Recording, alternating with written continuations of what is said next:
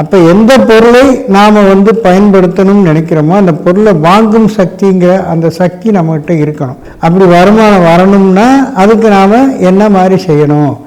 சுத்தமான பசும்பாலாக நம்ம இந்த பரிகாரத்துக்கு எடுத்துக்கும் போது அதுக்கு முழு பலன் உண்டு. அந்த வில்வ மரங்கிறது மகாலட்சுமி நிச்சயமாக உங்களுடைய தேவைகளை நிவர்த்தி செஞ்சு கொடுப்பா.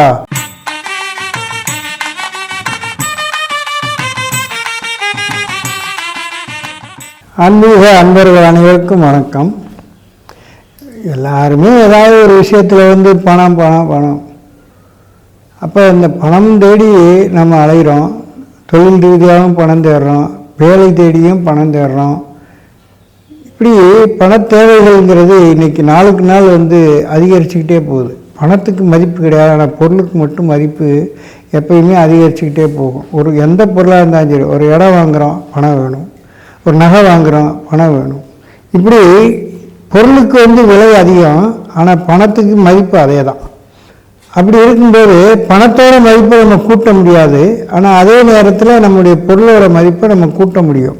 அப்போ ஒரு பொருள் வாங்கக்கூடிய ஒரு காலகட்டம் வரும்போது பொருளாதாரத்தை நாம் எந்தளவுக்கு விரிவுபடுத்திக்கிறோமோ அதை வச்சு தான் நமக்கு வருமானத்தை கூட்டும்போது தான் நம்ம என்ன வாங்கணும்னு விருப்பப்படுறோமோ அந்த பொருட்களை நம்ம வாங்க முடியும்.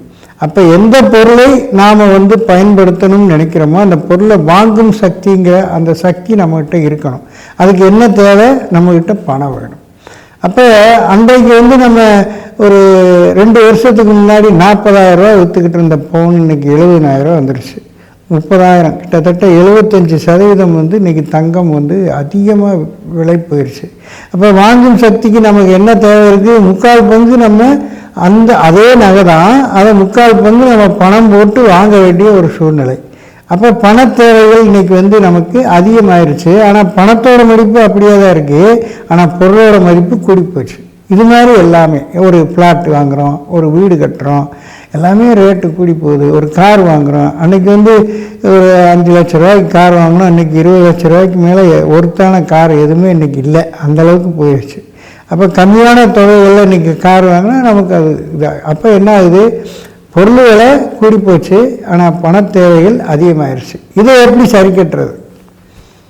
அப்போ நம்ம தேவைகளுக்கு என்ன பொருள் வாங்கணுமோ அந்த வாங்கும் சக்திக்குரிய பணம் நமக்கு வருமானம் வரணும். அப்படி வருமானம் வரணும்னா அதுக்கு நாம் என்ன மாதிரி செய்யணும் அப்படிங்கிறது தான் நம்ம இப்போ ரொம்ப எளிமையான பரிகாரம் தான். ரொம்ப கஷ்டமாக எதுவும் சொல்ல போகிறதில்ல, போகிற போக்கில் செஞ்சுட்டு போயிடலாம், உங்களுக்கு ஈஸியானது தான்.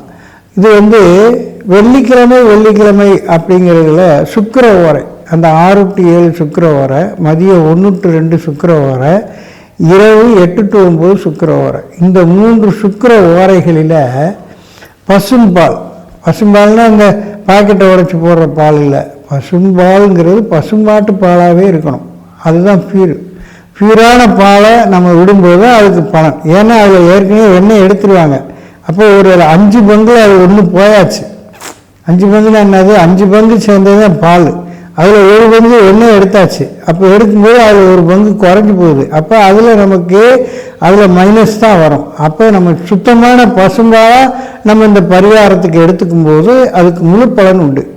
இந்த பசும்பாலில் கொஞ்சோண்டு நாட்டு சர்க்கரை அல்லது பனங்கல்கண்டு இது ஏதாவது ஒன்று கலந்து இனிப்பாக எடுத்துக்கிட்டு வில்வ மரத்து அடியில் அந்த பசும்பாலை, அந்த சர்க்கரை கலந்த பசும்பாலை நீங்கள் விட்டீங்கன்னு சொன்னால், அந்த இடத்துல விட்டுட்டு நான் இந்த மாதிரி 10 லட்ச ரூபாய்க்கு நான் இந்த கார் வாங்க போகிறேன், 50 லட்ச ரூபாய்க்கு வீடு கட்ட போகிறேன், அல்லது 1 கோடி ரூபாய்க்கு வீடு கட்ட போகிறேன், இவ்வளவு நாளில் நான் வீடு கட்டணும் அப்படின்னு நீங்கள் தொடர்ந்து ஒவ்வொரு வெள்ளிக்கிழமையிலும் சுக்கிர ஓரையில் இந்த பசும்பால் சர்க்கரை கலந்த பசும்பாலை நீங்கள் விட்டுக்கிட்டே ஒவ்வொரு தடவையும் 3 முறை வலம் சூரியனை பார்க்கணும். ஒன்று காலையில் சூரியனை பார்க்கலாம், மத்தியானம் சூரியனை பார்க்கலாம், ராத்திரியில் சுக்கிர ஓரையில் சூரியனை பார்க்க முடியாது. அப்படி நேரத்தில் சந்திரனை பார்க்கணும். ஏன்னா மனோகாரகன், நீங்கள் என்ன நினைக்கிறீங்களோ அதை நிறைவேற்றி கொடுக்கக்கூடியவர். இதே மாதிரி இந்த வில்வ மரத்துக்கு நீங்கள் சர்க்கரையை விட்டுட்டு இந்த 9 மணிலேருந்து 10 மணி வரைக்கும் முழிச்சுக்கிட்டே கனவு வாங்கணும். முழிச்சுக்கிட்டே கனவு வாங்குறேன்னு என்ன, உறங்கக்கூடாது. ஆனால் உங்களுடைய உணர்வுகள் இருக்கணும். கண்ணை மூடிக்கிட்டு நான் 50 லட்ச ரூபாய்க்கு வீடு கட்டுறேன், 1 கோடி ரூபாய்க்கு வீடு கட்டுறேன், எனக்கு விரைவில் அந்த வீடு கட்டணும் அப்படின்னு கற்பனையிலேயே நீங்கள் தொடர்ந்து அந்த இரவு 9 to 10 அந்த வெள்ளிக்கிழமைகளில் நீங்கள் கனவு கண்டுக்கிட்டே வந்தீங்கன்னா அந்த வில்வ மரங்கிறது மகாலட்சுமி நிச்சயமாக உங்களுடைய தேவைகளை நிவர்த்தி செஞ்சு கொடுப்பா. இது நான் சொல்லலைங்க, வில்வ மரத்தை பற்றிய அந்த அற்புதங்களை, அந்த வில்வ மரத்தினுடைய தன்மைகள், வில்வ மரத்தை வழிபாடு பண்ணுறோன்னா நமக்கு என்ன பலன் கிடைக்குங்கிறத வில்வ மரத்தை பற்றிய குறிப்புகளில் சித்தர்கள் சொல்லி வச்சுருக்கிறாங்க. இதை நீங்கள் தொடர்ந்து ஃபாலோ பண்ணுங்கள். மகாலட்சுமியினுடைய அனுக்கிரகத்தை பெறுங்க. இதுக்கு நீங்கள் எந்த மந்திரமும் சொல்ல வேண்டியதில்லை. ஆனால் கனவு மட்டும் நல்லா காணுங்க. உங்களுக்கு 1 கோடி ரூபா வீடு வேணுமா பண்ணுங்க. இல்லை எனக்கு இப்போ ஸ்விம்மிங் பூலோடு எனக்கு கார் பார்க்கிங்கு, ஸ்விம்மிங் பூலோடு எனக்கு வீடு கட்டணும், இன்னும் 2 கோடி ரூபாய்க்கு மேலே வேணும்னு நீங்கள் கனவு கண்டு பாருங்கள். நிச்சயமாக அந்த வீட்டிலேயே குடி போவீங்க.